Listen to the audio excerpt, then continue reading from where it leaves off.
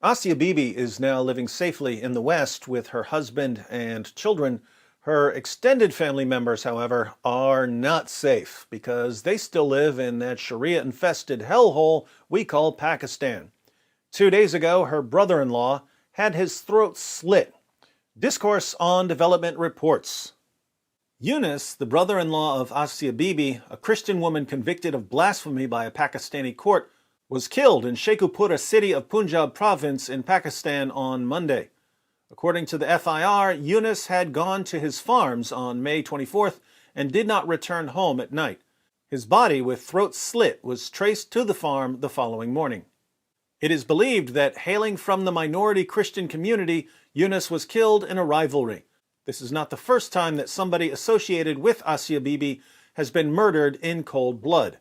In 2011, Salman Taseer, the influential governor of Punjab, was assassinated after he made headlines by appealing for the pardon of Bibi, who had been sentenced to death for allegedly insulting Prophet Muhammad.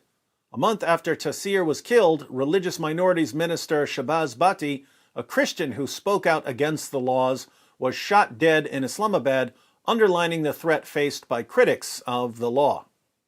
Side note, Salman Taseer, the Punjab governor, was killed by a Muslim named Mumtaz Qadri. In 2014, a mosque was built in Qadri's honor and named after him. Yes, in Pakistan, they name mosques after Muslims who assassinate political leaders for siding with Christians. Bibi is now living in exile after the Supreme Court of Pakistan acquitted her based on insufficient evidence in October 2018. Recounting the hellish conditions of 8 years spent on death row on blasphemy charges, but also the pain of exile, Bibi recently broke her silence to give her first personal insight into an ordeal that caused international outrage. French journalist Anne-Isabelle Tollet, who has co-written a book about her, was once based in the country where she led a support campaign for her. "You already know my story through the media," she said in the book, "but you are far from understanding my daily life in prison or my new life," she said. "I became a prisoner of fanaticism," she said. "In prison, tears were the only companions in the cell." She described the horrendous conditions in squalid jails in Pakistan, where she was kept chained and jeered at by other detainees. Pakistan's blasphemy laws carry a potential death sentence for anyone who insults Islam. Critics say they have been used to persecute minority faiths and unfairly target minorities. Imagine that. Islamic law is being used to persecute minority faiths. That's what Islamic law is designed to do. In the Quran, Allah calls Christians, Jews, and other non-Muslims the worst of creatures. Allah calls Muslims the best of peoples. Islamic law is designed to show non-Muslims that they're garbage and that their lives are worthless. It's designed to show Muslims that they're superior. Needless to say, we shouldn't be surprised when Christians are in jail on trumped-up blasphemy charges or simply have their throats slit.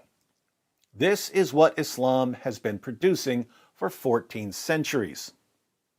Pakistan's Prime Minister Imran Khan defended the country's strict blasphemy laws during his election campaigns. The status quo is still in place. No government in Pakistan was ready to make changes to the blasphemy law due to fears of a backlash. As we've seen in Pakistan, government officials will be assassinated for opposing blasphemy laws, and their assassins will be honored by having mosques named after them. Hence, Pakistanis end up with cowards like Imran Khan as their prime minister. The most amazing part about all of this is the level of insanity Islam produces. Anyone can look at this and know that it's evil. Anyone can look at this and know that we have to stand against this. But as soon as you say, "Ladies and gentlemen, I can't sit idly by while this ideology continues to destroy people, we have to expose it now," you're called a racist and a bigot and an Islamophobe, not simply by Muslims, but by politicians and journalists and educators and entertainers. Islam has caused the entire world to lose its collective mind. Time for the relentless restoration of sanity. That sounds like a tagline.